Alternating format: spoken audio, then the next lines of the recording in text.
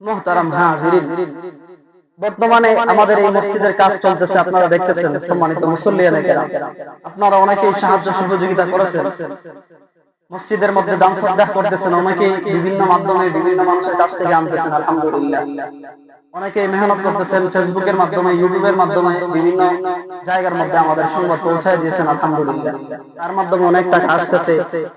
যারা আপনারা মসজিদের মধ্যে দান সদকা করেছেন, অনেকে লিখেছেন 10,000, 15,000, 20,000, অনেকে দিয়ে দিয়েছেন। আলহামদুলিল্লাহ, যারা লেখার নাই, আজকে ইনশাআল্লাহ আমাদের মসজিদে লেখা হবে কে কত টাকা দিবেন। আপনাদের মসজিদ এটা সৌন্দর্যের জন্য, আমরা সবাই ভালোভাবে যেন নামাজ পড়তে পারি, এই জন্য এই চেষ্টা। মসজিদ সুন্দর হয়ে নামাজ পড়তেও ভালো লাগে। এই যে এখানে রৌদ্র লাগতেছে, কষ্ট লাগতেছে, যখন মসজিদ হয়ে যাবে তখন আর এই কষ্ট থাকতো না, তখন আমরা সুন্দরভাবে নামাজ পড়তে পারবো। আপনার আমার আনন্দ লাগবে, নামাজ পড়তেও শান্তি লাগবে, প্রশান্তি আসবে। এই জন্য সবাই মসজিদে দান সদকা করবেন ইনশাআল্লাহ। মসজিদে দান সদকা করা অনেক ফজিলত, হাদিসের মধ্যে আছে। আল্লাহ রাসূল সাল্লাল্লাহু আলাইহি ওয়াসাল্লাম বলেছেন, সাদাকাতু তারুদ্দুল বালা, যারা দান সদকা করবে এদের বালা মুসিবত বিপদ আপদ আমি আল্লাহ দূর করে দেই। সুবহানাল্লাহ, চিন্তা করছেন নি? আল্লাহ তাআলা দান সদকা করলে বিপদ আপদ মুসিবত থেকে হেফাজত করে। জন্য দানের অনেক ফজিলত।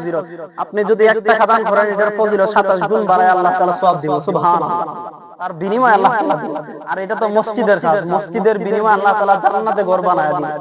মান বানা লিল্লাহি মাসজিদান বানাল্লাহু লাহু মিসলাহু ফিল জান্নাহ বাইতান ফিল জান্নাহ, আল্লাহ তাআলা জান্নাতে ঘর বানায় দিবেন। এখন জান্নাতের ঘরগুলো কেমন হইব? কিতাবের মধ্যে আছে জান্নাতে যে ঘর হইব, বিল্ডিং হইব, এগুলো স্বর্ণ দিয়ে বানাইব। সুবহানাল্লাহ, হীরা মণিমুক্তা দামি দামি জিনিস থাকবে। তো এই জন্য সবাই মসজিদের মধ্যে দান সদকা করবেন। মুহতারাম হাজিরিন, সাহাবায়ে কেরামদের ইতিহাস পড়ে দেখেন এরা কিভাবে দান করতে। আল্লাহ রাসূল সাল্লাল্লাহু আলাইহি ওয়াসাল্লাম একবার ঘোষণা দিয়েছেন, তাবুকের যুদ্ধে যাবেন, যুদ্ধের জন্য প্রস্তুতি নাও। আল্লাহ রাসূল সাহাবীদেরকে ঘোষণা দিলেন, এরে সাহাবায়ে কেরাম, দ্বীনের জন্য কার কাছে কি আছে আমার কাছে নিয়ে আসো। তোমাদের কার কি সম্পদ আছে আমার কাছে নিয়ে আসো, তাবুকের যুদ্ধে যেতে হবে। সাহাবায়ে কেরাম রওনা হয়ে গেছেন, বাড়িতে চলে গেছেন, দ্বীনের জন্য, ইসলামের জন্য দান করার জন্য। নবীর সাহাবায়ে কেরাম যার যে তৌফিক আছে সেই অনুযায়ী নবীর কাছে দান নিয়ে আসেন। নবীর সাহাবী আবু বকর সিদ্দিক রাদিয়াল্লাহু তাআলা আনহু, নবীর সাহাবী খলিফাতুল মুসলিমিন উমর ইবনুল খাত্তাব রাদিয়াল্লাহু তাআলা আনহু নিয়ে আসলেন, দান নিয়ে আসলেন।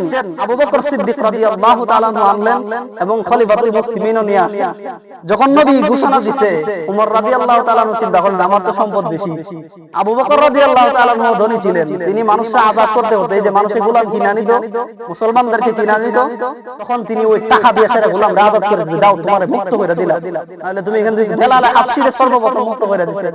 তিনি যখন উমাইয়া ইবনে খালফের গোলাম ছিল, তখন বেলাল হাবশী টাকা দিয়ে বলছে, এই তুমি তারে কত দিয়ে আনছিলা, যাও তোমার টাকা দিয়ে দিলাম, যাও বেলাল তোমাকে মুক্ত করে দিলাম। সুবহানাল্লাহ, এইভাবে দিতে দিতে আপনার আবু বকর সিদ্দিকের সম্পদ শেষ হয়ে গেছে।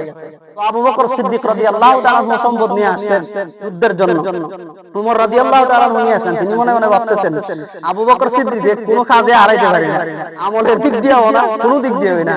আজকে যখন নবী ঘোষণা দিয়েছে যে কার কি সম্পদ আছে নিয়ে আসো, মাল নিয়ে আসো, তখন উমর রাদিয়াল্লাহু তাআলা চিন্তা করতেছে যে আজকে হারাইলাম, আজকে তো আমার সম্পদ বেশি, নবী খুশি হইব, আমার সম্পদ বেশি, আবু বকরের কম। তখন খলিফাতুল মুসলিমিন উমর ইবনে খাত্তাব রাদিয়াল্লাহু তাআলা বলতেছেন, ইয়া রাসূলুল্লাহ, ইয়া হাবিবাল্লাহ, আমার সম্পদের অর্ধেক নিয়ে আসছে আর অর্ধেক বাড়িতে রেখে আসছে। তখন আবু বকর সিদ্দিককে বললেন, হে আবু বকর সিদ্দিক, বাড়িতে কি রেখে আসছে? তখন আবু বকর সিদ্দিক রাদিয়াল্লাহু তাআলা জবাব দিতেছে, ইয়া রাসূলুল্লাহ, ইয়া হাবিবাল্লাহ, পয়গম্বর, আমার বাড়িতে যা কিছু ছিল সব আমি নিয়ে আসলাম, কোনো কিছুই রেখে আসি নাই। বাড়িতে একটা সুই ছিল সেলাই করার জন্য, সেই সুইটাও বেড়ার মধ্যে চাপা দিয়ে তারপর সুইটাকে বের করে নিয়ে আসছি।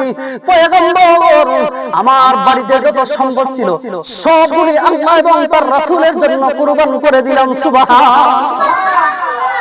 আবু বকর সিদ্দিক বলেন, পয়গম্বর, আমার সব কিছু আপনার কাছে পেশ করলাম। নবীর সাহাবীরা এইভাবে দান সদকা করেছেন, এজন্যই তো নবীর সাহাবী নাম আমরা আজ পর্যন্ত নেই। দুনিয়া কি সাদাকত মে তেরা নাম রহেগা, दुनिया की सदाकत में तेरा नाम रहेगा, अबू बकर तेरा नाम से इस्लाम रहेगा। নবীর সাহাবী সব শেষ করলেন, সব কিছু দিয়ে দিলেন। তখন জিজ্ঞাসা করলেন বাড়িতে আর কি রেখে আসছো? তখন বললেন ইয়া রাসূলুল্লাহ, ইয়া হাবিবাল্লাহ, আমি বাড়ির মধ্যে রেখে আসছি আল্লাহ এবং তার রাসূলকে। সুবহানাল্লাহ। আবু বকর সিদ্দিকের মেয়ে ছিল আসমা রাদিয়াল্লাহু তাআলা আনহা। ওই মেয়েকে তার দাদা জিজ্ঞাসা করতেছে, আবু বকর সিদ্দিক কি রেখে আসছে, বাড়িতে কি রেখে গেছে? আমি তো জানি বাবা সন্তানের ব্যাপারে ধারণা আছে, যখন নবী ঘোষণা দিব সব নিয়ে দেব, কি রেখে গেছে? তখন আবু বকর সিদ্দিক রাদিয়াল্লাহু তাআলা মেয়ে আসমা রাদিয়াল্লাহু তাআলা আনহা বলতেছে, দাদা যান, বাড়িতে আল্লাহ এবং তার রাসূলকে রেখে গেছেন আমার বাবা। সুবহানাল্লাহ। তাহলে সাহাবায়ে কেরাম কিভাবে দান সদকা করেছেন?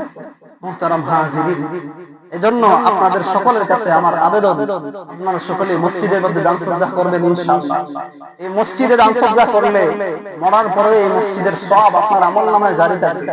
মুহতারাম হাজিরিন, নিজে আমল করলে শুধু নিজেই পাইবেন, আর এই মসজিদ যতদিন থাকবে, যতগুলো মানুষ সাজদা দিবে, ওই সাজদার সওয়াব তখন আপনার আমার আমলনামায় দেওয়া হবে। সুবহানাল্লাহ।